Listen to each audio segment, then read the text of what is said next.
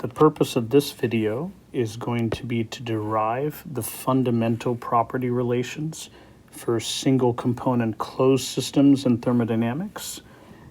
Let me first write down the equations. So we want fundamental property relations. And the equations we're going to derive, let me give them to you, make a few comments about them, and then show you where they come from. du, internal energy, is T ds minus P dV. dH, enthalpy, is T ds plus V dP. dA, Helmholtz energy, is minus S dt minus P dV, and Gibbs energy is minus S dt plus V dP.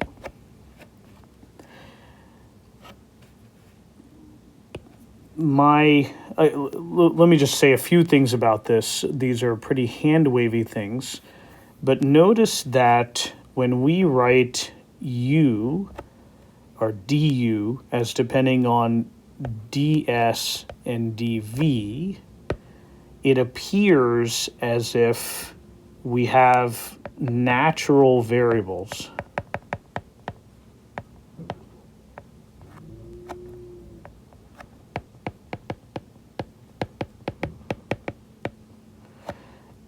In other words, it may be simplest to think of u as being a function of s and v.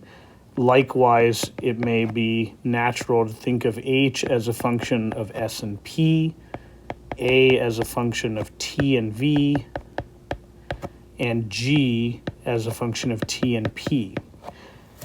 Now these functions, remember the Gibbs phase rule, right? If you have a single component in a single phase, you can define a system by choosing any two or specifying any two variables. So in principle, you could calculate u and describe it as a function of, say, t and p, but that would require manipulations that are perhaps complicated.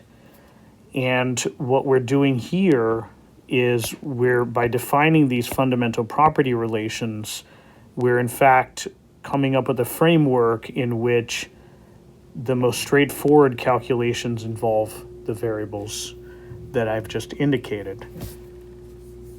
And let's talk a little bit about where these things come from. So let's start by doing first and second law analysis of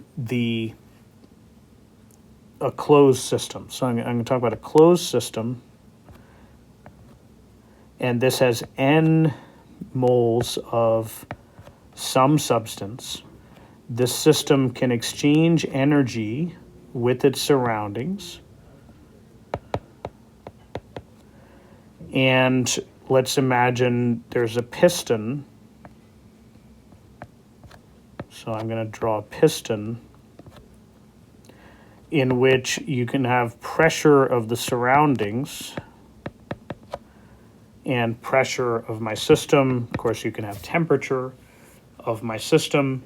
And now we can talk about interactions between the surroundings and the system by saying that the surroundings could exert a pressure to, say, compress, or a negative pressure to expand my system.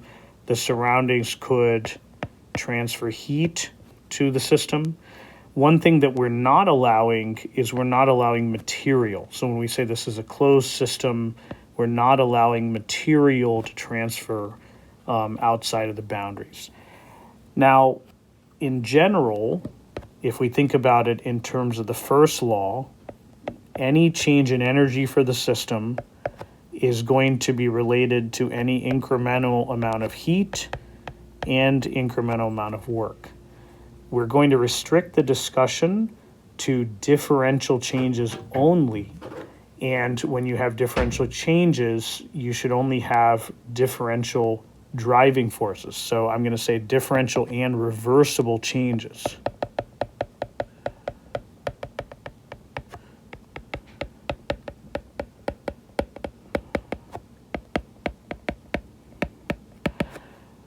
If we have work done on the system, then we're going to say that P surroundings is going to equal pressure plus or minus dP. And if we're going to have heat transfer, we're going to say T surroundings is going to equal T of the system plus or minus dT, such that any change is going to be reversible. We can also talk about various paths. So for example, we could have an adiabatic path. That actually corresponds to constant entropy, isentropic. What that means is that our system is surrounded by an insulating container, and you cannot have heat transfer. We can have constant volume. What that means is the piston is not allowed to move, right? And we could have constant pressure.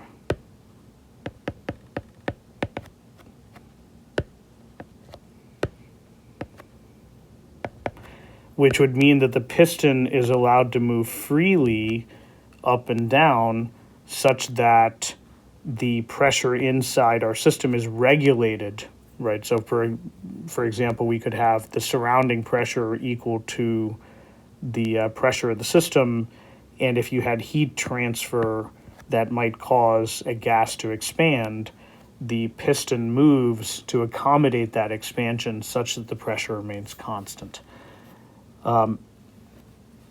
Now, in the differential driving force reversible regime, we can also say that dq, remember, it is dq reversible, although I'm not writing that explicitly. We're restricting our discussion to reversible processes. Is TdS. And remember, the definition of ds, according to the second law, is dq reversible over T. So this is really just the definition of entropy, but since in general, for an irreversible process, dq is not necessarily equal to TdS. If you stick to reversible processes, it is. Likewise, with work, work is going to be minus P dV, meaning that the way to do work on the system is to compress it, right? Notice that the first fundamental property relation is essentially just the first law. So if I take, let me copy these over to make it clear. Copy.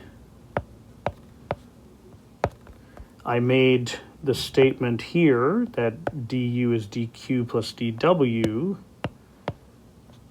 Really, if you take TdS and you plug in dq, and you take minus pdv and you plug in dw, this fundamental property relation is really just a first law balance on energy.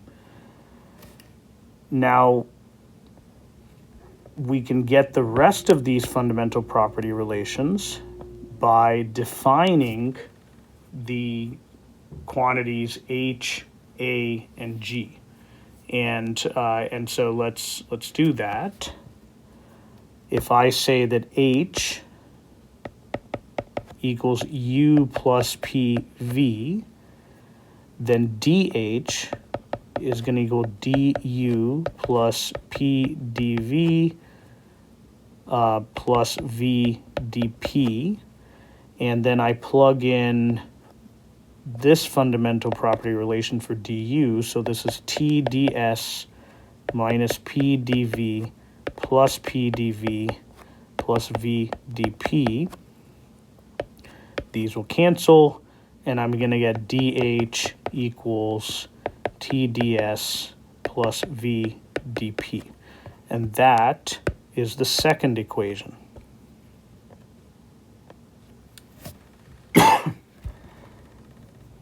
One comment, this is actually known in mathematical terms as a Legendre transformation.